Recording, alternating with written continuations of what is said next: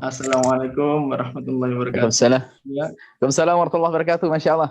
gimana Terima kabarnya? kasih. Ya? Aduh, sehat semuanya.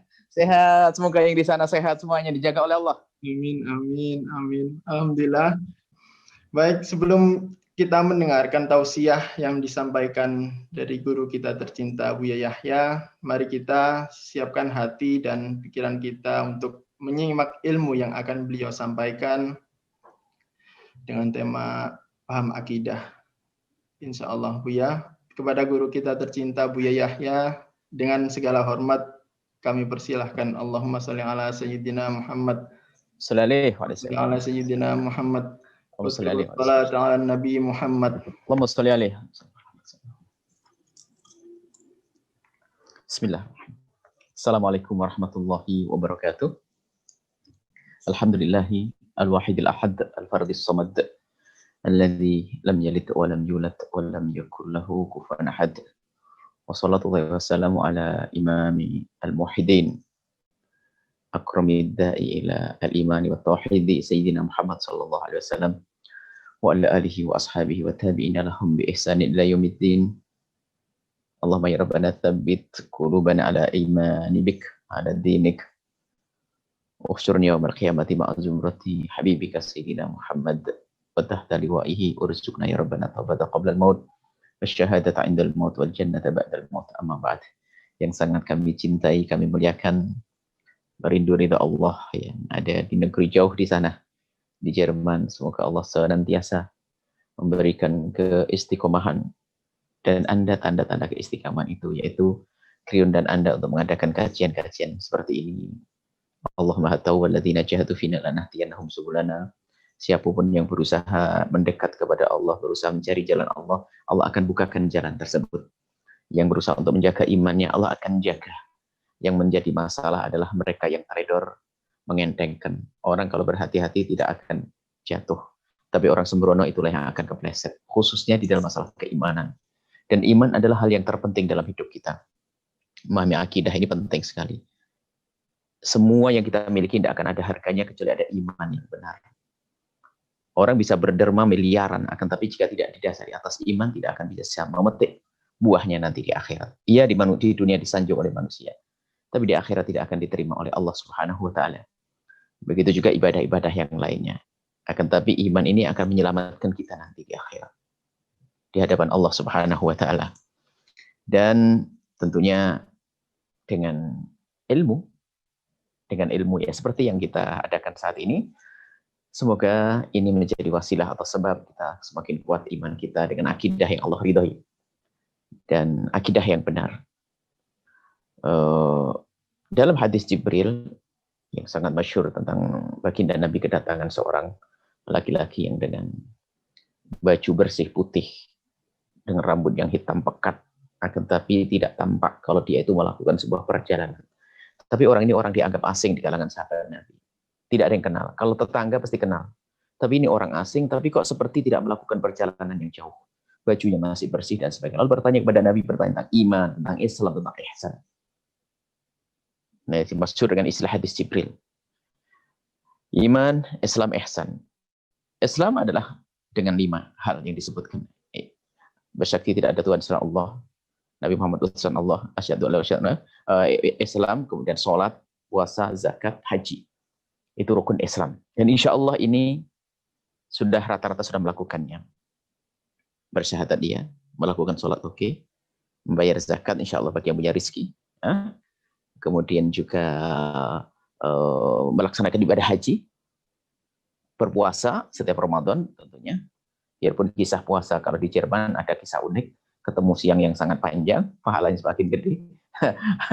Akan tapi ada hukumnya sendiri di sana. Akan tapi kemudian haji, semoga Allah mudahkan kita untuk bisa ziarah Baitul Haram dan ziarah baginda Nabi Muhammad SAW. Semuanya tanpa terkecuali. Indahnya munajat kepada Allah, indahnya mengadu kepada Allah di depan Ka'bahnya. Dan indahnya mengucapkan salam kepada baginda Nabi dari dekat. Assalamualaikum ya Rasulullah. Itu yang harus kita rindukan, kita hadirkan. Itu iman kayak begitu tuh. Yang tidak pernah terenyuh hatinya merindu Nabi, khawatir tidak ada iman. Yang tidak pernah rindu untuk melihat Ka'bah, untuk bertawaf di Ka'bah, khawatir tidak ada iman. Dan insya Allah semuanya ada iman. Coba, biarpun Badung kayak apa orang, alhamdulillah, ini alhamdulillahnya masih ada iman. Kalau ditawarkan untuk haji bagaimana? Luar biasa. Ziarah Nabi bagaimana? Ini kunci. Kemudian, bicara tentang keimanan, ada sebetulnya nanti kami harus ada panduan, ada buku. Kita mulai dari buku kecil, catatan kecil. Dan itu adalah, mungkin kita mulai dari sini dulu aja. Bahwa agama itu Islam.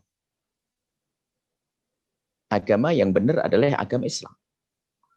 Agama yang sebelum Islam itu, selagi belum ada perubahan, tidak akan berbeda dengan Islam.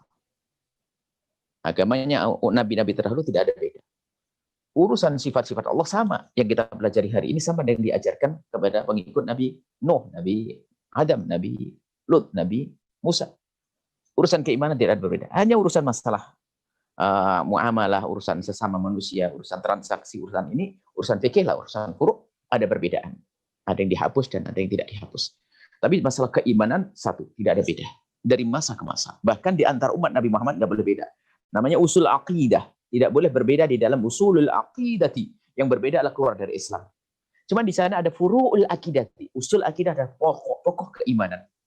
Dalam pokok-pokok keimanan ini tidak boleh ada perbedaan. Tapi di sana ada cabang-cabang keimanan. Saya buat contoh.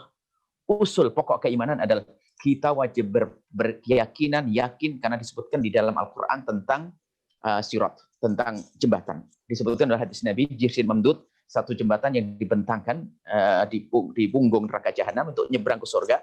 Namanya sirat, sering disebut dengan sirat mustaqim. Ini disebutkan dalam Al-Quran, disebutkan oleh hadis Nabi, Allah menyebutkan dalam Al-Quran juga ada. Maka kita harus meyakini bahwasanya ada namanya jembatan tersebut. Ini usul akidah. Yang mengingkari adanya jembatan Shiratal Mustaqim, maka keluar dari iman. Cuman rinciannya kayak apa sih? Itu namanya furu'ul akidah. Ada hisab, ada timbangan amal. Mizan disebutkan dalam Al-Quran. Kita harus yakin tentang mizan, tentang timbangan amal. Cuman cara nimbangnya apakah sama dengan di dunia ini? Di dunia yang berat kan turun. Apakah di akhirat yang berat turun? Kok kebaikan turun? Ini adalah masalah furu' cabang-cabang akidah. Maka ada usulul akidah, tidak ada beda. Dari masa ke masa, dari zaman Adam sampai hari kiamat tidak ada beda. Adapun furu'ul akidah, rincian tentang hisab, rincian tentang mizan, rincian tentang sirat, ada perbedaan di situ. Nah, namanya furu'ul akidati. Nah, ini ada dalam hal-hal pemahaman akidah. Maka jangan sampai salah. Urusan furu'ul akidati kita tidak boleh saling mengkafirkan. Tapi usulul akidati kita harus berprinsip dan tidak boleh diganggu. Itu prinsip saya, hidup matiku, ini harus aku pertahankan. Ini adalah aku bela dengan jiwa dan ragaku. Hidup matiku harus dengan keimanan seperti itu. Namanya usulul aqidati. Harus dibedakan. Ada furu'ul aqidati. Nah, di dalam usulul aqidati ini, kita tidak bisa belajar asal ngambil dari internet, comot sana, comot sini, comot sini. Maka ada manhaj yang harus kita ambil, namanya manhaj talaqi. Manhaj talaqi itu ilmu akidah keimanan diambil dari guru. Dari guru ke guru. Dari guru ke guru, dari guru sampai baginda Nabi SAW. Itu ilmu akidah, talaqi.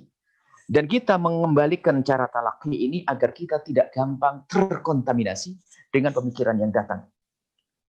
Sebab kalau kita bicara tentang pemikiran Islam, seperti kita masuk supermarket. Apa saja ada, masuk dunia internet misalnya, apa saja, akidah apa saja masuk. Sehingga kadang kalau dengan kesombongan kita, saya bisa baca, saya bisa milah dan milih, awas, ini alamat orang yang bakal sesat. Tidak begitu cara beriman. Ia mencari obat lah boleh. Obat ayam saya sakit. Saya mencari obat bolehlah internet. Tapi urusan keimanan nggak semudah itu. Tidak boleh langsung serta-merta kita langsung kembali kepada situs yang ada di internet. Kemudian kita baca, kita pahami. Oh enggak begitu. Ini manhaj siapa? Akidah siapa? Ini benar atau tidak? Ini harus jelas masalah akidah. Ya biasanya orang yang diuji oleh Allah dengan satu kecerdasan, fasilitas yang cukup, pendidikan tinggi. Ini kadang sering sombong. Tidak mau ngambil manhaj talaqi. Sehingga dia mengambil ilmu sana sini, maka lihat modelnya. Orang ini akan mudah terpengaruh. Sehingga Islamnya pun nggak jelas bagi dia. Dari dia. Ini Islam model apa ini? Akhirnya apa? Seolah-olah menganggap ini. Akhirnya seolah-olah nggak ada yang salah. Atau mungkin salah semuanya. Karena salah dalam berguru dia. Maka ingin kembalikan manhaj talaqi, kita ambil dari guru. Kita ngambil dari guru. Ada nanti masalah wawasan, oke. Kita wawasan. Tapi jangan sampai wawasan ini keluar mengeluarkan kita dari rambu-rambu yang sudah paten ini. Ini manhaj talaqi ini harus dikembalikan. Makanya buku yang akan dibaca urusan akidah pun hendaknya minta petunjuk pada seorang guru. Tidak hanya kita browsing di internet buku akidah masalah, saya ingin tahu tentang masalah malaikat, langsung browsing malaikat, tak taunya bicara malaikat bukan akidah kita. Rasul, Nabi dan Rasul, tak saya bukan. Atau tentang iman kepada Allah dan Rasulnya, tentang sifat-sifat Allah, tak tahu bukan akidah kita. Kita salah. Maka manhaj talaki ini diantaranya adalah dari kita ke guru langsung. Atau kalau tidak salah langsung, ini adalah jelas ilmunya guru tersebut. Kita sambung ilmu akidah kita. Ini manhaj talaki. Kemudian, agar kita selamat ini, agar kita sesuai dengan manhaj talaki, ada yang pernah kami hadirkan juga, sering dalam majelis kami, ada namanya memahami identitas diri. Untuk membentengi akidah kita harus identitas diri. Dan mohon maaf, mungkin ada yang berbeda dengan kami saat ini, baiklah, akidah harus ada ketegasan. Saya tidak pernah ragu mengucapkan, saya ini akidah apa sih yang saya ikuti, nggak pernah ragu. Karena iman harus begitu, nggak boleh saya ragu, saya malu. Oh enggak, justru saya bangga dengan iman saya, akidah saya muslim. Saya tidak pernah ragu mengatakan saya seorang muslim. Tapi ternyata tidak cukup seseorang mengatakan diri seorang muslim. Iya, Islam hanya ada yang ada dalam dunia ini, yang ada hanya Islam saja aslinya. Dari zaman sahabat Nabi adanya hanya Islam saja. Akan tapi bersama berjalannya waktu, ada konflik terjadi, fitnah di antara para sahabat Nabi, kan ada orang luar yang masuk, ada orang yang mengadu domba dan sebagainya, konflik Sayyidina Imam Ali bin Abi Thalib dengan Muawiyah, lalu terjadi dua kelompok, kemudian yang satu membenci Sayyidina Ali, yang satu membenci sahabat Nabi, maka muncullah dua kelompok sesat, yang satu namanya Nasibi, yang satu adalah Khawarij, yang satu adalah Syiah dengan Nasibi, yang Syiah mengagungkan Ahli Bait tapi membenci sahabat, yang Nasibi mengagungkan sahabat membenci Ahli Bait. Tidak, ini tidak dibenarkan. Tapi akidah kita adalah akidah yang benar. Setelah kita mengatakan diri kita seorang muslim, identitas yang kedua yang harus kita ambil adalah kita sudah mengatakan maksudnya saya adalah seorang muslim ahli sunnati wal jamaah. Nggak cukup hari ini mengatakan saya Islam. Maka hati-hati. Jika Anda punya calon menantu, Islammu gimana nak? Yang penting saya Islam, Mbak. Nggak usah Islam macam-macam, Mbak. Wah, hati-hati, jangan jadi menantu. Ya akan terkontaminasi, jangan-jangan. Bahaya ini. Oh, Islam kok Islam macam-macam ini. Ada Islam gado-gado, Islam memang benar satu, tapi jangan-jangan Islam nggak benar begitu. Jadi Islam apa kok nak? Saya ahli sunnah wal jamaah, bah. Oke, boleh. Ntar dulu, ada pertanyaan ketiga. Islam ahli sunnah wal jamaah model apa, nak? Sebab hari ini ada Islam ahli sunnah wal jamaah bohongan. Lesannya tajam mencaci maki orang, mengkafirkan orang, mengaku ahli sunnah wal jamaah. Nah ini, aku ahli sunnah model apa ini? Nah, ini harus ada. Ahli sunnah wal jamaah adalah ma'ali ana wa ashabi. Manhaj yang mengikuti, manhaj yang mengikuti Nabi Muhammad dan sahabat Nabi. Itu adalah ahli sunnah wal jamaah. Maka kami jelaskan bahasanya, ada dua pilar di dalam ahli sunnah wal jamaah iman ini. Pilar yang satu adalah hubbu ahli bait, mencintai ahli bait Nabi. Yang kedua hubbu ashabi Nabi, mencintai sahabat Nabi. Lihat dua pilar ini jangan sampai kita tinggalkan satunya. Kalau ada kelompok membenci sahabat Nabi, Abu Bakar dimusuhi dan sebagainya, Siti Aisyah dimusuhi, Sayyidina Umar dimusuhi, ingat, itu bukan akidah kita. Itu sesat. Syiah yang mencaci maki ada. Ada mencintai sahabat Nabi tapi dengan Imam Ali mengatakan begini-begini. Agak komentarnya jelek dengan ahli bait Nabi. Bukan. Dua pilar ahli bait Nabi Muhammad dan sahabat Nabi Muhammad. Inilah ahli sunnah wal jamaah. Ma'alihi ana wa ashabi.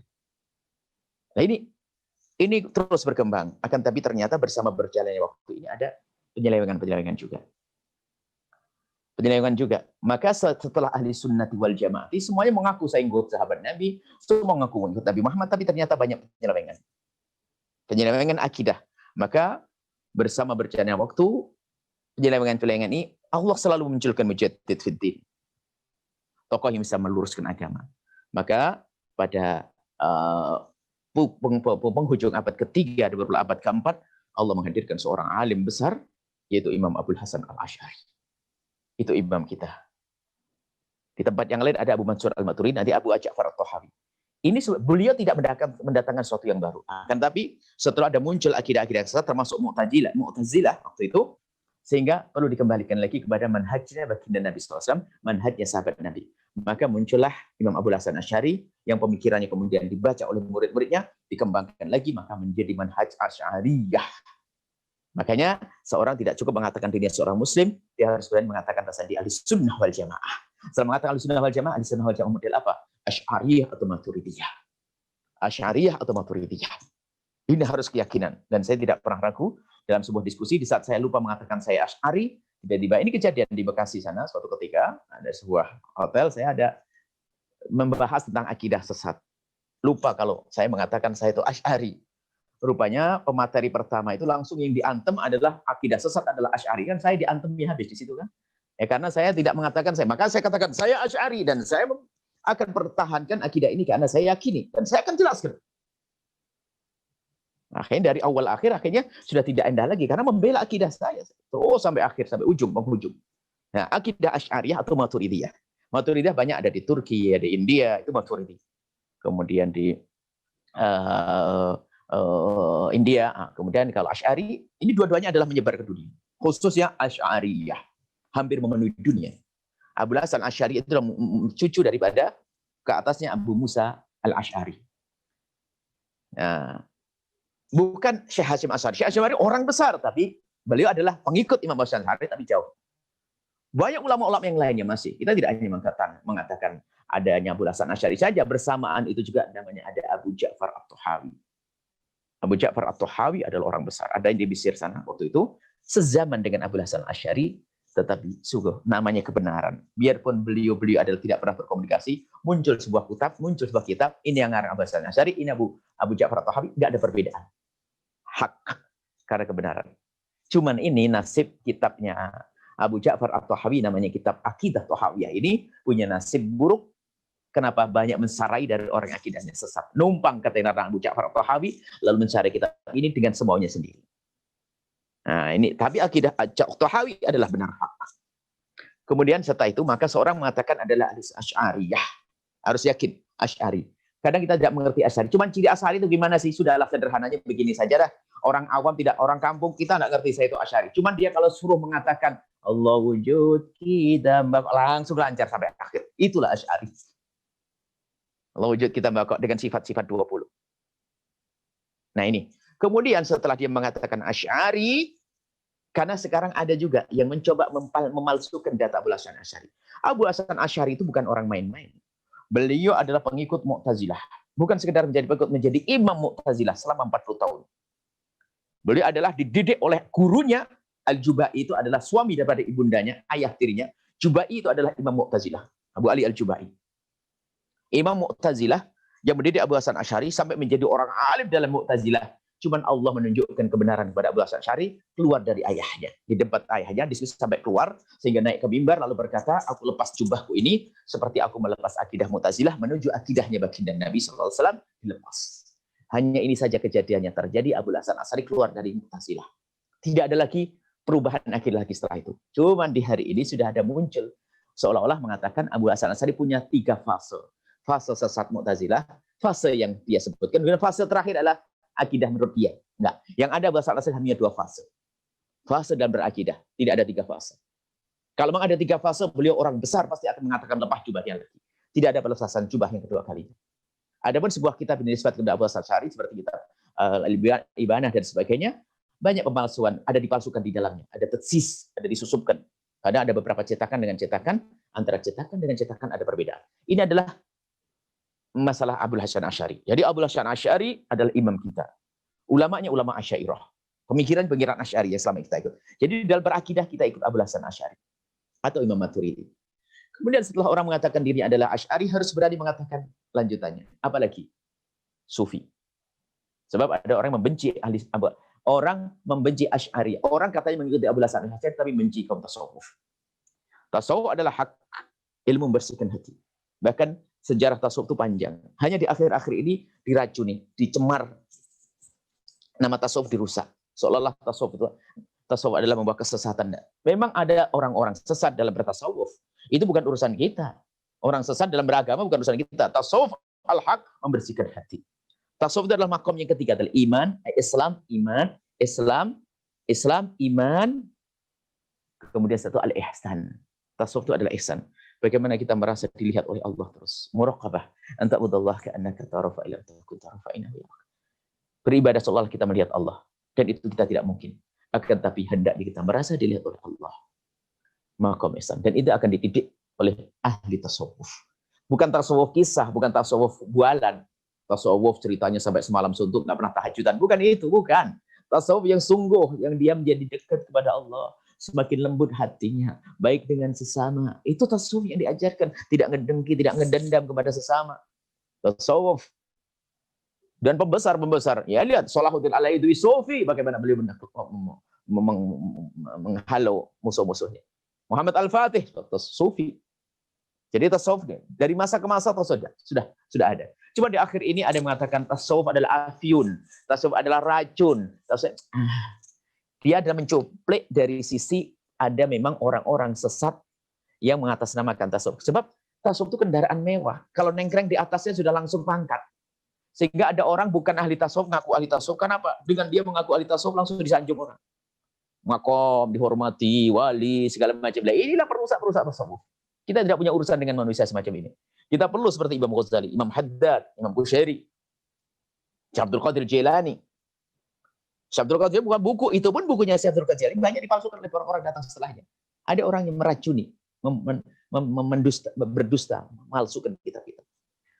Baik, setelah seorang mengatakan diri adalah seorang sufi, maka dia harus berani mengatakan bahwasanya bermadhab. Kalau Anda punya calon menantu, madhabmu apa nak? Bah, saya tidak bermadhab dah, langsung Quran hadis. Bah, hati-hati batal cari menantu. Membaca kita baca nggak jelas kok sok Quran hadisnya. Memangnya Imam Syafi'i nggak ikut Quran hadis. Kalau saya lebih enak, saya ikut Imam Syafi'i, saya ikut para ulama. Loh, kok ikut ulama? Kok Anda ikut Rasulullah? Karena ulamaku lebih tahu tentang Rasulullah, maka saya ikuti ulamaku. Namanya bermadhab. Jadi identitas 5, yang pertama adalah Islam, Ahlussunnah wal Jamaah, Asy'ariyah, Sufiyah, bermadhab. Kemudian setelah itu ada beberapa untuk menanamkan keimanan di kelas-kelas dasar, ada namanya kita memahami sifat 20. Ini wajib itu. Dan kebetulan kami ada buku ini untuk kelas dasar sekali. Ini kami izinkan, ini dicetak nanti secara khusus.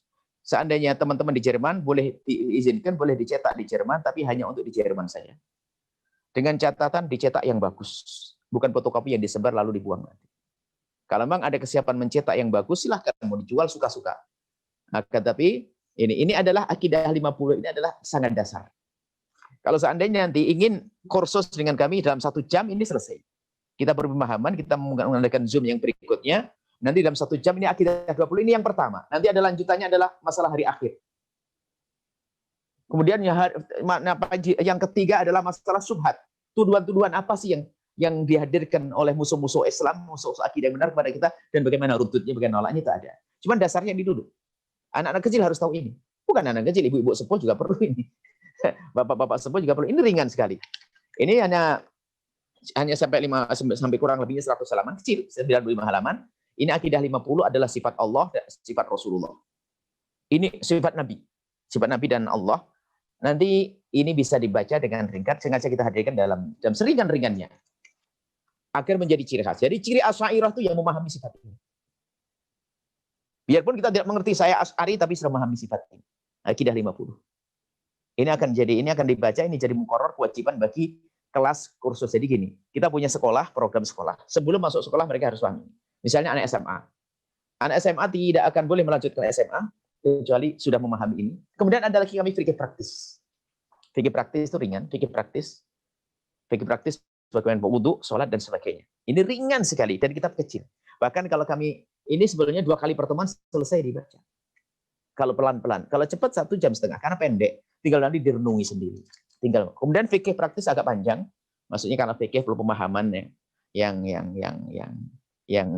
kalau fikih semua sama, akidah dan fikih sama. 2 hal ini harus penting, harus ada semuanya. Baik, inilah yang bisa kami sampaikan. Sebenarnya ini sebagai muqaddimah saja untuk pembentengan akidah, dan jangan ragu meyakini dengan akidah yang benar. Jangan ragu meyakini dengan kita pakai akidah. Kemana-mana harus kita bawa. Nggak usah ragu disebut nama kita Asy'ari, nggak usah ragu. Syafi'i, nggak usah ragu. Jangan-jangan bilang Syafi'i nggak enak, saya duduk Maliki. Madhab Maliki benar, nggak akan marah dengan kita. Nggak akan kita ketemu dengan orang Hanafi yang mereka adalah Maturidi, sering diskusi. Ya, saya nggak ada masalah. Sebab sama-sama benar. Itu saja yang bisa kami sampaikan. Mungkin akan dilanjutkan dengan sapa-sapa Anda, gimana keadaan di sana, bagaimana, bolehlah, silakan, insyaallah. Nanti kalau betul menghendaki, itu tadi syaratnya adalah dicetak yang bagus, jangan cetak abal-abal, supaya nanti akan kesan indah, istrinya pun yang di rumah senang baca dan sebagainya. Mau dihadirkan sama orang pantas, akan tapi dicetak yang bagus, tapi hanya untuk di Jerman saja, supaya di negeri yang lain nanti juga mereka punya punya ya kita juga izinkan di negeri-negeri yang lain untuk bisa mencintai ini. Di Indonesia ada sendiri, ada yang ngatur supaya tidak berbenturan nanti. Sebenarnya kita boleh suka-suka dibagi, cuman kita atur semacam itu. Silakan.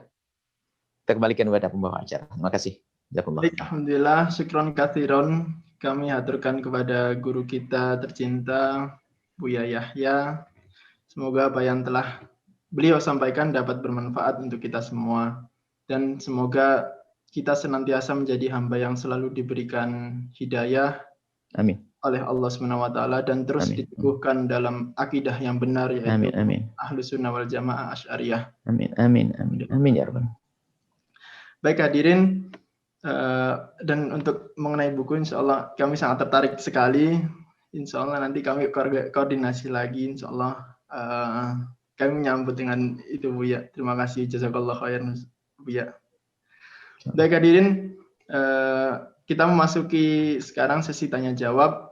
Kita akan memberikan kepada Anda kesempatan yang ingin bertanya kepada Buya, bisa mengirimkan pertanyaan di kolom chat Zoom, atau apabila ingin tidak disebutkan namanya bisa chat kepada kami langsung, atau juga bagi jamaah yang mendengarkan melalui YouTube bisa mengisi form di link deskripsi yang sudah disediakan. Mohon maaf karena keterbatasan waktu, kami tidak membuka sesi tanya jawab melalui telepon langsung atau video langsung. Jadi pertanyaannya langsung dibacakan dari kolom chat. Dan sebelum itu kami ingin menyampaikan bagi yang ingin bertanya dimohon untuk tidak menyebutkan aib pribadinya. Semoga Allah Subhanahu wa taala menutup aib dan kejelekan kita. Amin. Amin. Mengampuni semuanya. Baik Buya, nampaknya sudah ada beberapa pertanyaan yang masuk kepada kami. Mungkin pertanyaan pertama saya bacakan. Assalamualaikum warahmatullahi wabarakatuh, Buya. Waalaikumsalam warahmatullahi wabarakatuh. Semoga Buya dan keluarga dan santri-santrinya selalu sehat dan dimudahkan dalam dakwahnya. Amin ya. Maaf Buya, saya mau bertanya. Saya punya teman sebelumnya dia Muslim yang jauh dari Allah. Kemudian dia memantapkan hati ingin berhijrah. Tetapi saat hijrah dia mengikuti ustadz yang berakidah selain Asy'ariyah, dan kebetulan akidah itu tidak dibenarkan. Apakah itu tidak lebih baik daripada sebelum dia berhijrah, Buya? Terima kasih, mohon maaf. Baik, betul. Masya Allah, terima kasih. Kita harus paham makna hijrah. Hijrah itu kan berpindah dari sebuah tempat ke tempat yang lain. Tentunya tempat itu harus diyakini itu lebih bagus. Atau dari sebuah keadaan menuju keadaan yang lain. Kalau iman, ya kepada iman yang lain. Baik. Berarti betul yang disampaikan bahwasanya dia adalah jauh dari Allah tapi akidahnya masih benar. Kemudian setelah itu kok dia hijrah, maunya hijrah. Akhirnya masuki akidah yang salah, malah sesat dia. Khawatirnya akidah yang betul-betul keluar dari Islam. Sehingga malah menjadi dia tidak selamat. Akan tapi apapun bentuknya. Betul yang disampaikan betul. Akhirnya bukan lebih baik yang dulu, tidak. Artinya yang dulu lebih baik karena akidah benar, betul. Bukan keadaannya. Jadi gini, keadaannya harus berubah, tapi akidahnya kembali yang dulu. Itu hendaknya kita pertahankan. Akidahnya tetap yang dulu, keadaan artinya apa? Suasana hijrah itu yang harus diwujudkan. Nah, bagaimana caranya? Orang hijrah itu Masya Allah haus sekali. Salam takdim saya untuk beliaunya. Salam takdim saya, biar kenal saya mencintai orang hijrah. Hijrah itu istimewa. Dan sampaikan ke beliaunya bahwasanya orang hijrah itu seperti orang bertobat. At-taibu minadz dzambi kaman la dzambalah. Orang bertobat dari dosa seperti orang tidak pernah berdosa. Kemudian lanjutkan, ajarkan faham kita ahli sunnah wal jamaah Asy'ariyah. Karena apa? Orang yang hijrah tidak mungkin ahli sunnah wal jamaah Asy'ariyah akan berat. Karena akidah ahli sunnah wal jamaah adalah akidah yang benar sehingga sangat sesuai dengan sifat, watak, karakter, dan keadaan kita. Tapi agama akidah yang lain kadang-kadang sudah dengan emosi hawa nafsu sehingga keras menjadi seorang itu mukanya menjadi kusut karena melihat orang lain semua ahli neraka seolah dia sudah ahli surga. Bukan, Islam tidak mengajarkan demikian itu. Tidak boleh menilai orang lain dengan merendahkan. Jadi segera tarik beliaunya dengan kelembutan tentunya. Dan tanpa harus menyalahkan Anda kelompok yang diikuti. Karena yang diikuti itu adalah yang membawa dia untuk meninggalkan tempat yang dulu menurut keyakinannya. Maka Anda akan dimarahi. Akan tapi Anda membuat pendekatan dengannya, Anda bersaing. dalam memberikan informasi kebenaran. Jika dari gurunya dia yang sesat itu memberikan informasi, Anda juga memberikan informasi. Dan kalau perlu bawa kepada perkumpulan semacam ini. Secara halus, tidak bisa Anda caci Allah. Pokoknya satu, hindari caci maki dan menghina. Apalagi dia niatnya hijrah nggak ngerti apa-apa. Niatnya pengen baik begitu saja, tak taunya ketemu guru yang salah. Allah Maha tahu tentang niatnya. Semoga dia tetap selamat. Akan tapi Anda yang melihatnya harus mendengar kasih sayang. Makanya hindari mencaci maki dan mengolok. Tidak ada pendidikan kita mencaci dan mengolok. Dia sesat. Tapi kita harus semakin sayang kepada dia. Aku berjanji. Apa bentuknya? Dia harus aku kembalikan ke akidah yang benar. Dengan bermacam cara. Kita undang makan, kita ajak berkumpul, kita ajak jalan, kita terus. Ketahuilah semua yang kita lakukan demi menyelamatkan saudara kita ini adalah bagian daripada iman yang akan dilihat oleh Allah Subhanahu wa taala. La yu'minu ahadukum hatta yuhibba li akhihi ma yuhibbu li nafsihi. Iman tandanya kalau Anda mencintai saudara Anda seperti diri Anda sendiri. Tidak rela dia sesat, Anda ingin tarik kembali ke akidah yang Anda ridhoi. Ini saja. Subhanallah, baik Buya. Terima kasih atas jawabannya. Semoga dengan Allah bisa memahami apa yang telah disampaikan oleh Buya Yahya. Untuk pertanyaan selanjutnya, datangnya dari hamba Allah. Apakah boleh kita menggunakan simbol-simbol yang dulunya adalah simbol berhala atau agama lain, tapi seiring berjalannya waktu sudah berubah, seperti contoh simbol peace, simbol bulan, dan sebagainya? Baik. Jadi yang tidak diperkenankan di dalam Islam adalah menggunakan sesuatu yang langsung difahami oleh seseorang atau kebanyakan orang atau masyarakat, khususan sebuah ciri khas akidah yang sesat. Ini, asalkan itu menjadi ciri khas langsung, itu yang tidak dibolehkan. Contohnya pakai topi kecil di atas, siapa kira-kira? Yahudi kan begitu ya. Jadi ada ciri khas tapi ada topi nyuplik di atas misalnya. Atau ada, mohon maaf, kalung salib, jelas itu adalah simbol yang jelas. Cuman kalau sifatnya adalah sifatnya umum, milik kita dan milik dia, pakai celana, wah ini simbol kafir, ya enggak dong, orang Islam juga orang. Jadi tidak dia langsung. Jadi ini ada orang yang berlebihan langsung ini budaya kafir, oh enggak. Sudah menjadi budayanya orang kafir, budayanya orang Islam. Ini tradisi pakai. Termasuk adalah rembulan milik bersama. Kecuali bentuk gambar rembulan sudah menjadi ciri khas, setiap orang kalau menyebut simbol itu langsung ke sana, itu yang nggak boleh. Tapi kalau sudah menjadi milik bersama, nggak apa-apa, beda. Jadi yang disebutnya yang dilarang adalah ciri khas. Makanya kita tidak boleh memakai baju ciri khasnya orang non-muslim, orang kafir. Kalau kita pakai itu pasti kita dianggap seperti mereka, itu nggak boleh.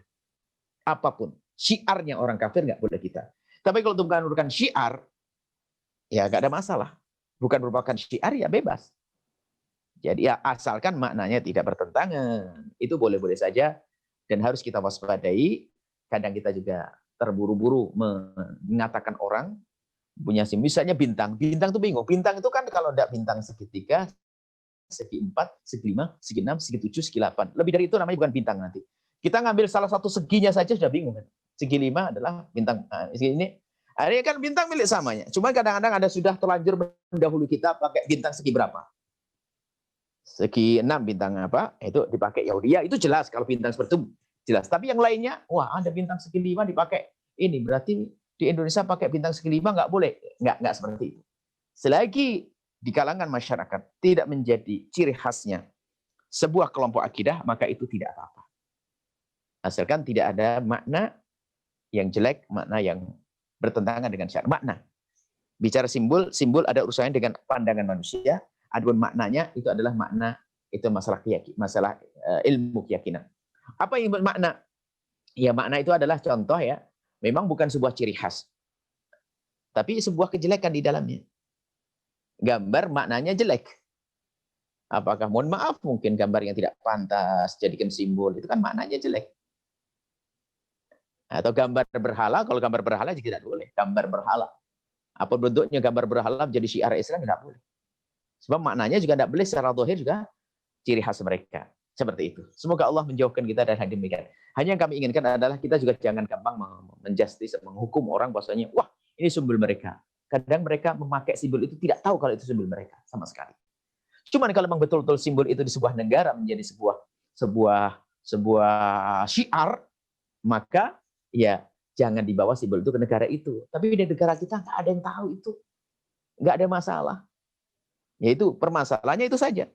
Kalau seandainya kita pakai, kemudian langsung kita dicap seperti mereka, itu yang diharamkan, yang karena kita mengangkat syiarnya orang yang tidak beriman. Allah alam bisawab. Subhanallah. Terima kasih atas jawabannya Buya. Semoga dengan hamba Allah kembali bisa memahami apa yang telah disampaikan oleh Buya Yahya. Baik, kita masuk ke pertanyaan selanjutnya. Assalamualaikum warahmatullahi wabarakatuh. Assalamualaikum warahmatullahi wabarakatuh. Buya, saya mau menanyakan tentang pentingnya sanad. Bagaimana cara kita belajar kepada ulama bersanad sedang kita jauh dari dunia pesantren, jauh dari para ulama-ulama, paling ya dengar-dengar YouTube, tapi tanpa interaksi langsung seperti di pesantren. Baik. Sanad itu adalah lahir dan batin. Sanad lahir itu adalah secara ilmu, kita tahu dari mana ilmu kita ambil. Manhajnya apa, akidah seperti apa, itu zahirnya ilmu. Lebih dari itu adalah sanad itu sanad batin. Antara kita dengan guru harus ada sambung hati mahabbah. Itu yang penting kita, untuk tidak macam-macam. Jangan sampai kita tidak punya cinta kepada guru, tidak cinta kepada ulama. Itu musibah besar di hati kita. Jangan sampai hati kita dipenuhi cinta kepada na'udzubillah, pemain bola, yang lainnya. Tapi ulama nggak ada di hati kita. Sebab cinta ulama sebenarnya cinta kepada baginda Nabi Sallallahu Alaihi Wasallam. Seperti itu. Nah, sanad ada sanad batin. Sanad batin sangat pribadi. Sanad zahir itu adalah begini, jelas. Kita mengambil ilmu dari seorang guru. Nah, memang martabat mengambil ilmu itu, sanad itu martabat paling tinggi, paling pertama adalah langsung berhadapan dengan guru. Bagi yang bisa. Bagi yang tidak bisa adalah mengambil ilmunya guru melalui apa saja. Apakah membaca bukunya? Jelas. Makanya buku pun harus jelas buku siapa. Atau kalau situs siapa, web siapa ini. Harus jelas. Jangan liar, browsing di internet langsung ketemu dimasuki. Oh, enggak begitu. Harus jelas. Kemudian sambungkan hati. Setelah kita tahu dia akidahnya benar, akidah ahli sunnah wal jamaah, asy'ariyah, dan saya dengar dia akhlaknya benar, maka kita mudah mencintainya, lalu kita sambung ke dia. Baru berinteraksi dengan muridnya, mungkin sering bertanya dan sebagainya. Itu nyambung, karena semampunya seperti itu. Jika dalam sanad ada yang namanya, periwayatan hadis itu ada langsung guru dengan murid, ada yang namanya ijazah, ada yang namanya munawalah, kita menemukan kitabnya. Sah. Jadi, bagi yang jauh dari para ulama, tapi mohon ikatkan hati Anda kepada ulama. Siap dimanapun, harus ada ikatan dengan ulama yang benar. Dan sampai Anda tiba-tiba merasakan dia menjadi orang yang Anda cintai, idola. Harus ada punya seperti itu. Sehingga itu nanti tidak akan, orang tidak bisa dibohongi. Akan diterjemahkan oleh lesannya, waktu ngomong ke anaknya, nak, dekatlah pada ulama itu. Nak. Pada pembantunya pun, sehingga dia sering membicarakan ulama tersebut. Nah itu imannya terjaga orang begitu. Harus ada.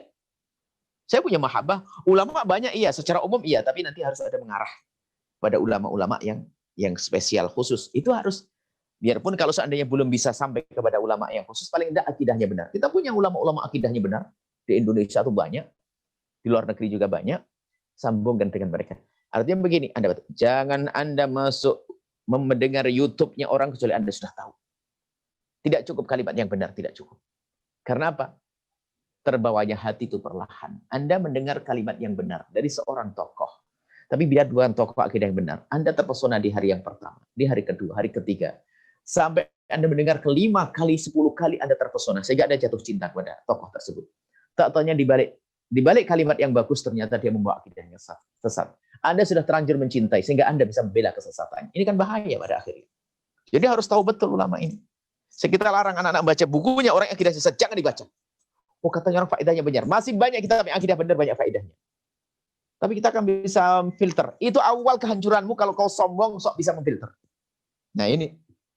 Nah, kecuali nanti kelas ulama dalam rangka membandingkan, melihat apa sih kesalahan di akidah sana, dibaca. Oke, itu ulama. Orang awam tidak perlu. Sok pengen tahu perbandingan, bukan bagian kita. Kita ingin yang sudah jadi. Kita sudah urusi bisnis saja yang benar, sana halal haram. Urusan keimanan, kaidah, tidak usah kita ribut-ribut. Tinggal kita ngikuti para ulama. Taslim, enak. Selamat masuk surga bersama mereka. Seperti itu. Jadi, jangan hati-hati dalam masalah-masalah ilmu. Makanya sanad itu penting sekali. Namanya talaki tadi yang kami sampaikan. Biarpun Anda tidak ketemu langsung dengan guru, Anda bisa sambung dengan ilmunya, dengan bukunya, dengan YouTube-nya, atau dengan webnya, dan sebagainya di zaman ini. Cuman, tanda ketulusan Anda apa? Di saat Anda punya kesempatan, Anda pasti ketemu dia nanti. Akan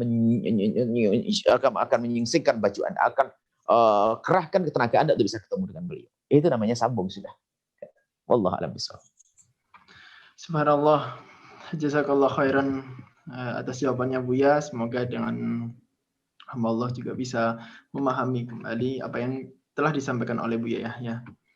Baik, untuk saya akan membacakan pertanyaan selanjutnya.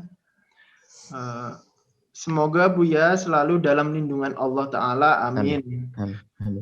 Izin bertanya Buya, bagaimana dengan sifat 20 dan tauhid uluhiyah, rububiyah, dan asma wa sifat? Apakah sebenarnya sama? Makasih Buya. Yang menjadikan tidak sama adalah cara menerjemahkan, menjelaskannya. Sifat 20 adalah di dalamnya adalah makna rububiyah dan makna uluhiyah. Dan antara uluhiyah dengan rububiyah tidak bisa dipisahkan. Yang mengakui bahwasanya Allah yang menciptakannya, maka harus mengakui Allah adalah zat yang layak disembah.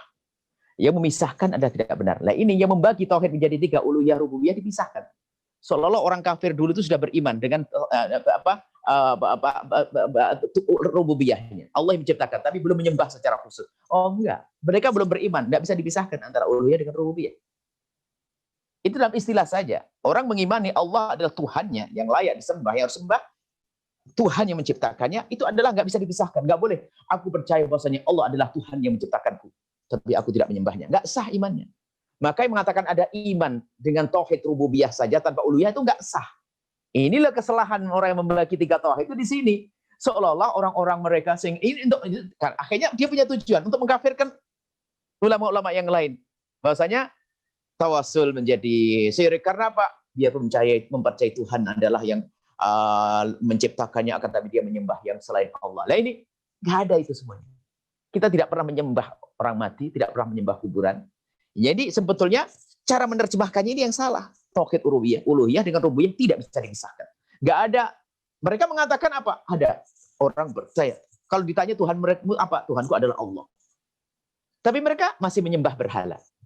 Meyakini Allah yang menciptakan tapi tidak menyembah Allah. Ini musyrik. Kita pun juga sama mengatakan itu syirik. Cuman kita bedanya, kita tidak mengatakan mereka bertauhid. Mereka hanya percaya Tuhan yang menciptakannya, tapi tidak mengabdi kepada Allah, tidak mengibadah kepada Allah. Mereka belum beriman. Tidak kita katakan. Mereka mengatakan sudah beriman. Masa ada iman? Iman nggak sempurna. Iman sebagai pencipta.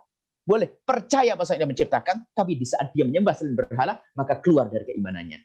Perbedaannya di sini. Istilah uluhiyah rububiyah kita sering menggunakannya, cuman tidak pernah dipisahkan. Iman yang sesungguhnya mengakui adalah Tuhan adalah Rabb, Allah adalah Rabb-nya, dan Allah adalah Tuhan yang harus disembahnya.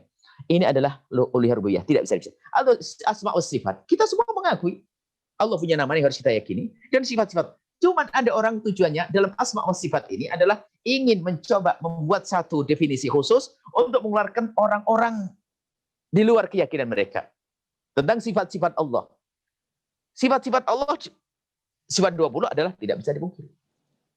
Suatu ketika ini kami ceritakan yang tadi waktu kita sebuah diskusi sebuah tempat, Asy'ariyah dihabiskan. Saya minta tolong tunjukkan kesesatan Asy'ariyah satu saja.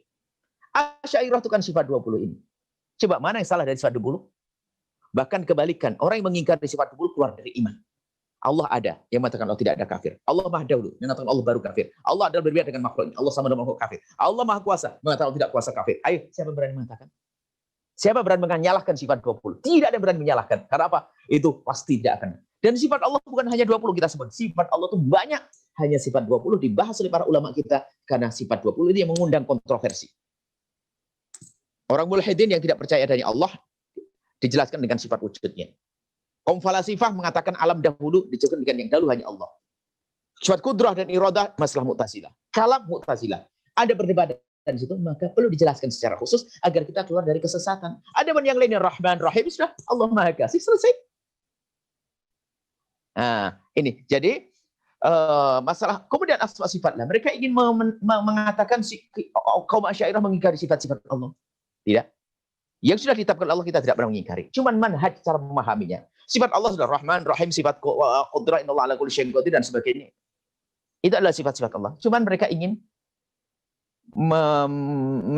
mereka ingin mengeluarkan sebagian kaum muslimin dari kelompok Islam masalah sifat ini di ayat itu di saat menyebut ayat-ayat tentang menyebut mata, tangan, kaki yang disebutkan kepada Allah Subhanahu wa taala. atau disebut dengan ayat sifat, ayat mutasyabihat. Nah ini seolah-olah mereka mengatakan Asy'ariyah mengingkari. Oh tidak, kita tidak mengingkari. Di Al-Quran disebutkan Ar-Rahmanu 'alas istawa. Kita meyakini bahwasanya ada istiwa. Allah di atas Ar-Rahman 'alal arsy istawa, di atas arsy beristiwa. Kita tidak pernah mengingkari Allah beristiwa. Cuman istiwa itu apa sih? Istiwa itu apa? Istiwanya pohon meninggi. Istiwanya. Istiwa itu ada 17 makna. Ayo. Istiwa ada 17 makna. Istiwanya perahu adalah dia apa namanya? Kalau perahu minggir ke bersandar. Berapa? Sandar perahu. Itu istiwanya perahu. Kalau pohon begini. Kalau pohon meninggi. Kalau seorang raja duduk. Mana yang cocok buat Allah? Allah duduk. Allah ini enggak cocok karena memang itu yang kita pahami dari bahasa istiwa. Maka ahli sunnah wal jamaah mengatakan laisa kamitslihi syai'un. Allah tidak serupa dengan apapun. Maka Allah beristiwa. Tapi jangan diterjemahkan dengan macam-macam. Karena apa? Istiwa yang kita pahami sangat jelas. Tapi istiwa Allah kita tidak tahu. Maka kita punya dua manhaj. Manhaj tafwid kita serahkan kepada Allah. Kita nutsbit, kita meyakini Allah beristiwa. Tapi saya tidak akan menjelaskan. Hanya Allah yang tahu. Manhaj yang kedua adalah takwili. Istawa adalah berkuasa. Tidak mengarang-arang. Allah Maha Kuasa kok. Cuman tujuannya agar menghindarkan orang dari menyerupakan Allah dengan makhluknya. Mereka yang menetapkan tiga sifat tadi apa? Akidah tiga tadi, bagi tiga akidah tauhid asma wa sifat mengatakan Asy'ariyah mengingkari sifat mata, mengingkari sifat tangan, dia keluar dari Islam. Kita tidak mengingkari, tapi kita punya manhaj yang memahami ayat mutasyabihat. Dan takwil itu ada. Kalau tidak pakai takwil bingung orang. Takwil itu adalah juga takwil itu ada dicontohkan dari sahabat Nabi. Nabi coba saja. Masalah contoh saja. Nabi menyebutkan kalau tidak takwili ngomong apa? Hajar Aswad yaminullah yusafih biha ibadah. Hajar Aswad itu tangan kanan Allah. Dengan tangan kanan Allah itulah Allah menjabat hamba-hambanya. Apakah lalu berkata, tangan Allah hitam begitu, naudzubillah, keluar dari iman. Harus pakai takwil, banyak takwil. Jadi nggak bisa. Mata.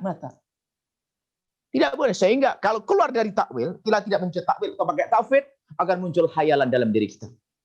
Akhirnya sesaat ada peti, sesaat ada mata, sesaat ada tangan, kemudian akhirnya apa? Kebayang seperti dalam bentuk begini. Sehingga harus bertempat di atas ars, duduk di atas ars. Kita tidak mengatakan Allah duduk di atas ars, tapi kita mengatakan Allah yang menciptakan ars. Masa ala istawa, apa makna istawa? Allah yang Maha tahu. Itu tauhid. Tapi kita mengakui, meyakini istiwa itu ada, tapi kita tidak mengatakan Allah duduk di atas ars.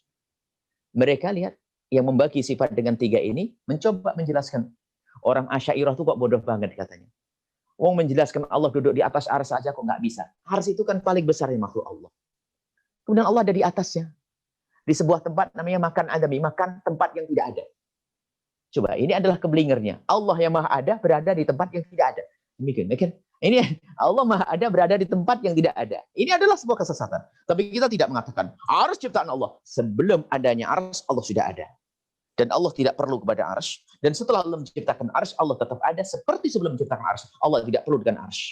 Dan Allah, jangan katakan Allah duduk di atas ars. Tapi Allah yang menciptakan ars.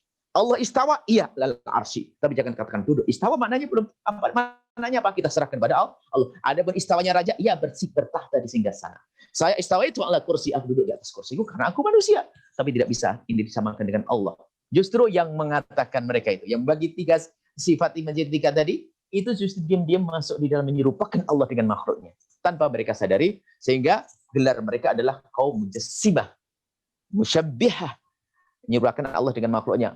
Padahal seolah-olah mereka menghindarkan diri, menjauhkan Allah dari serupa dengan makhluknya, tapi tanpa sadar mereka masuk menyerupakan Allah dengan makhluknya. Ini adalah pembahasan. Sebetulnya tidak perlu sampai pelik-pelik beginilah, karena akidah kita sudah benar. Cuman kadang ada pemikiran-pemikiran yang masuk. Jadi kita tidak pakai tiga macam akidah, pembagian akidah. Ada pembagian akidah kita adalah masalah sifatul fi'lin, ada juga sifat-sifat ma'ani, sifat nafsiyah, ya. Ada sifatul ma'ani, sifat ma'nawiyah, salbiyah. Itu kan bagian juga untuk memudah hafalan saja. Kita ada 4 kan? Sifat nafsiyah, salbiyah, ma'ani, ma'nawiyah. Itu. Ini kemudian ada sifatul fi'lin, sifatul dzat. Itu ada pembagian untuk memahamkan. Tapi bukan untuk mengkafirkan orang lain. Oh tidak. Tapi ini membagi sifat ini adalah ternyata untuk mengkafirkan orang lain, ini problemnya. Dia menghadirkan asma sifat ini harus kita meyakini apa yang Allah tetapkan dalam Al-Quran. Maka Asy'ariyah telah keluar dari iman karena telah menafikan. Oh tidak, kita tidak menafikan. Di saat disebut ain, kita meyakini adanya ain. Tapi seperti apa? Kita serahkan kepada Allah. Namanya tauhid. Kita yakin adanya ain. Karena disebut dalam Al-Quran. Itu harus kita yakin. Cuman kita tidak usah menerjemahkan dengan pemahaman kita. Kayak begini, kayak begitu. Enggak. Semoga Allah mengampuni dan semoga Allah menjaga iman kita. Ini pelik. Pembahasannya terakhir nanti. Kita belajar sifat 20 dulu. Baru nanti terakhir pembahasan-pembahasan semacam itu. Baik. Baik, subhanallah Buya. Sangat detail sekali jawabannya. Alhamdulillah, semoga Allah bisa mengambil apa yang telah disampaikan oleh Buya Yahya. Bagaimana Buya? Apa masih ada waktu atau mau silakan kita sudah di sana. Kalau memang kita ngikut, kita masih ada di sini, masih ada waktu. Oh, baik, sangat senang. Baik, saya akan sudah berapa boleh lah. Ya, baik Buya. Baik, saya akan membacakan pertanyaan untuk selanjutnya. Assalamualaikum, izin bertanya. Kita tentu dilarang untuk menuduh seseorang itu kafir atau tidak. Akan tetapi, apakah boleh juga kita membatasi diri dengan seseorang untuk berdakwah bersama karena menilai orang tersebut masuk atau bukan di Ahlus Sunnah wal Jamaah? Baik, betul. Justru harus seperti itu. Kita mengatakan, lihat Imam Abu Syasir, imam kita mengatakan jangan mudah mengkafirkan seseorang. Sebab bisa jadi mereka sesat karena dengan ijtihad mereka. Tapi untuk tidak bergabung harus dong. Karena jangan-jangan Anda membesarkan, Anda tidak boleh sholat di masjid mereka kok. Yang akidahnya sesat. Kenapa Anda akan membesarkan syiar mereka? Akhirnya orang pada datang ke sana. Anda selamat, tapi orang lain sesat gara-gara Anda. Kita itu harus protek seperti itu. Mereka yang sesat sangat protek loh ya. Mereka sangat, suatu ketika memang ada orang akidah sesat yang mudah berkafir dan sebagainya, ingin mengisi di salah satu masjid yang selama ini kita ada di situ. Akhirnya waktu mengisi dengan judulnya adalah masalah yang luar biasa. Judulnya judul umum. Akhirnya sudah tahu siapa yang ngisi, akhirnya kita stop. Nggak boleh dia ngisi di situ. Oke. Kenapa? Dia membawa akidah yang sesat. Akhirnya kan marah dia. Itu bukan urusan saya, urusan anak-anak kita saja. Marah, lalu ke DKM-nya marah. Bagaimana ini Buya Yahya ini apaan sih? Masjid untuk bersama kok kita tidak boleh ngisi pengajian. Oke. Anak kita sudah kita talkin, sudah kita dikte untuk ngomong apa. Baik, barter aja deh. Buya mau ngisi di masjid ente ngisi di masjid sini. Nggak mau mundur dia. Barter, Buya akan ngisi. Dan nanti jamaahnya ribuan. Nggak mau dia. Artinya memang mereka itu akidahnya sesat, protek kita ini sok moderat, sok ini. Terjerumuskan orang. Justru betul yang bertanya ini sudah pinter. Artinya nggak boleh Anda bergabung dengan orang yang akidahnya tidak benar. Akan tetapi besarkan kelompok akidah Anda yang Anda yakini benar. Seperti itu. Anda tidak usah bergabung dengan mereka. Ada bermakan bersama, oke lah dalam urusan kebersamaan, oke lah. Tapi urusan berdakwah jangan dong. Apalagi Anda tempatnya di belakang. Akhirnya Anda hanya membesarkan mereka untuk didengar oleh orang. Anda ikut andil dalam menyesatkan orang. Seperti itu. Dan harus dengan keyakinan. Seperti itu. Jadi dalam berkeyakinan, betul yang ditanya. Yang bertanya sudah mengerti. Dan harus seperti itu. Harus ada keyakinan dan kita harus menjaga akidah. Masjid kita jaga. Biasanya itulah sok moderat kayaknya, moderat. So, kita akan persatukan umat. Dari dulu ulama lebih gede dari kita. Tidak bisa menyatukan umat. Akan tapi bukan berarti tidak bisa. Usaha terus ada. Yang bisa disatukan, disatukan. Yang tidak, biarkan kita tidak akan menyelesaikan semua. Urusannya menyelesaikan nanti di akhirat. Jangan sok kita jadi pejuang semua. Nah, kan yang penting apa? Jaga akidahmu sendiri. Satu. Jaga akidah keluargamu, satu. Jaga akidah perkumpulan. Itu yang paling pertama dan utama. Baru besarkan itu nanti Anda bersyiar. Jangan mudah ikut sana, ikut sini, ikut sini. Ini sok moderat kan. Islam kan satu lah. Ini sudah awal. Nggak punya identitas lima nanti. Ada pun masalah menghargai, ya dia sakit kita bantu deh. Nggak ada masalah. Dia punya utang ya kita mengutang duit kita pinjam, nggak ada masalah. Dengan orang Nasrani saja bisa. Kalau kita Yahudi. Akan tapi ketahuilah bahwa kalau urusan dalam syiar nggak bisa. Oh dia bantu pondok, dia pengen sumbangan masjid. Oh enggak, sumbangkan masjidmu ke tempat yang jelas. Jangan ke tempat yang nggak jelas. Harus begitu, yakin dalam berakidah itu. Nggak boleh main-main dalam hal ini. Ini judulnya akidah memang agak serem Buyanya. Kalau sudah akidah, saya memang agak begini. Kalau urusan rumah tangga nanti senyum terus dari awal akhir.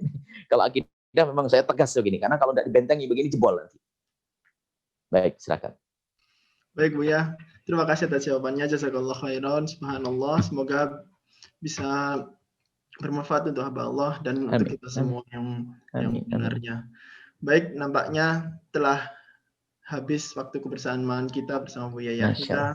Semoga ini bukan menjadi pertemuan terakhir sebaliknya ini menjadi pertemuan Amin. pertama dan selanjutnya. Amin, amin, dimudahkan insyaallah. Amin, amin ya rabbal alamin. Amin, amin, amin. Baik Buya, sebelum menutup mungkin Bu Yahya bisa memimpin untuk doa keberkahan. Baik, bismillahirrahmanirrahim. Alhamdulillahirrahmanirrahim. Allahumma salli ala sayyidina Muhammad wa ala sayyidina Muhammad. Allahumma ya Allah, pandang kami dan mereka ya Allah dengan kasih sayang-Mu ya Allah. Mereka jauh dari kerabat, sanak dan saudara. Kami mohon jaga mereka ya Allah. Jaga iman mereka ya Allah. Berikan kebahagiaan kepada mereka di dunia dan di akhirat. Mudahkan mereka dalam mendidik anak-anak mereka dalam akidah yang koridor akidah Ahlussunnah wal Jamaah Asy'ariyah ya Allah. Dan kami mohon ya Allah, jadikan kami hamba yang saling mencintai karena-Mu ya Allah. Jauhkan kami dari kebencian, jauhkan kami dari prasangka buruk, jauhkan kami dari dengki dan dendam di antara kami. Ya Allah, yang sempit rezeki lapangkan dengan rezeki yang halal penuh berkah. Yang sakit sembuhkan, yang punya hutang mudahkan dalam bayar hutang mereka ya Allah. Dan kami mohon ya Allah, mudahkan kami untuk ziarah Makkah ya Allah. Agar kami bisa bertawaf di tempat tawafnya kekasih-Mu Nabi Muhammad. Dan mudahkan kami untuk ziarah Madinah. Agar kami bisa mengucapkan salam kepada kekasih-Mu Nabi Muhammad dari dekat ya Allah. Dan kami mohon ya Allah, saudara-saudara kami yang saat ini sesat dalam akidah, kembalikan ke jalan yang koridor ya Allah. Engkau Maha Kuasa ya Allah. Engkau Maha Kasih ya Allah. Dan kami mohon ya Allah, ampuni orang tua kami dan guru-guru kami. Berikan kasih sayang kepada mereka ya Allah. Berikan kasih sayang kepada mereka ya Allah. Dan kami mohon panjangkan umur kami dalam ketaatan serta sehat walafiat. Dan kami mohon seperti Kau mudahkan kami bergabung di acara semacam ini, mudahkan kami kelak untuk berkumpul bersama kekasih-Mu Nabi Muhammad di surga. Berikan pada kami semua husnul khatimah, mati dalam keadaan iman. Dan kami mohon ya Allah, angkat wabah dari kami ya Allah. Engkau yang menurunkan dan hanya Engkau bisa mengangkat ya Allah. Dahulu Kau telah pernah turunkan wabah lebih parah dari ini ya Allah. Akan tapi pun wabah itu Engkau angkat dan hilang begitu saja. Maka kami yakin Engkau Maha Kuasa. Ya Allah, angkat wabah dari kami ya Allah. Dan bersama Kau angkatnya wabah ya Allah, jadikan kami semakin dekat kepadamu ya Allah. Ganti dengan rahmat-Mu, ganti dengan iman, ganti dengan takwa ya Allah. Dan kami mohon berikan kepada kami semua husnul khatimah, mati dalam keadaan iman. Dan kami mohon ya Allah, jadikan ucapan kami di akhir hayat kami kelak saat Engkau hendak mencabut nyawa kami. Kami ingin saat itu ya Allah, hati dan lidah kami mampu mengucapkan kalimat agung dan mulia, la ilaha illallah Muhammad Rasulullah, la ilaha illallah Muhammad Rasulullah, la ilaha illallah Muhammad Rasulullah sallallahu alaihi wasallam. Rabbana atina fid dunya hasanah wa fil akhirati hasanah wa qina adzabannar. Wassallallahu ala sayyidina Muhammadin wa ala alihi wasallam. Alhamdulillahirabbil alamin. Al-Fatihah.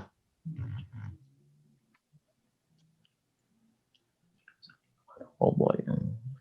Baik, terima kasih banyak Buya telah menyempatkan di tengah kesibukan Buya Yahya. Terima kasih, sama-sama. Beri ilmu kepada kita. Sama-sama. Mohon maaf dari pihak kami masih belum banyak kekurangan untuk menyambut Buya Yahya. Ada senang sekali, Masya Allah. Semoga kedepannya bisa lebih baik lagi.